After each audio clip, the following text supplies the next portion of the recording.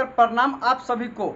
आजकल आकांक्षा दुबे का social media पर वीडियो और फोटो काफ़ी तेज़ी से वायरल किया जा रहा है और कुछ लोगों का कहना है कि मैं आकांक्षा दुबे के साथ खड़ा हूं, लेकिन ये सब अफवाह है।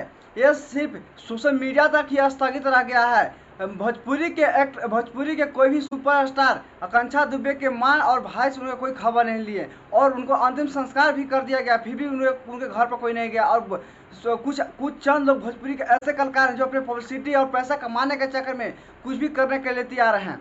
और कुछ लोगों का कहना है कि समर सिंह इस मामले में नहीं है। अगर समर सिंह इस मामले में नहीं है तो फरार क्यों है और मोबाइल को अपना बंद क्यों किए हैं?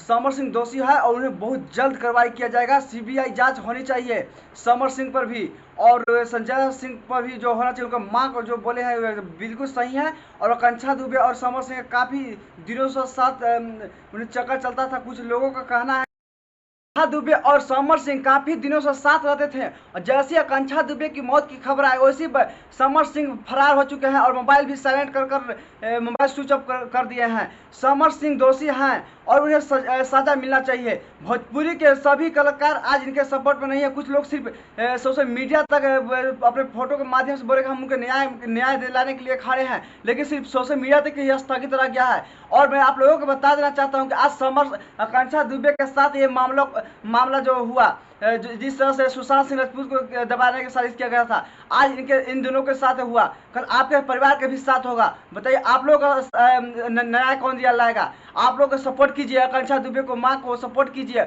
और जो दोषी है उसे सजा दिलाइए।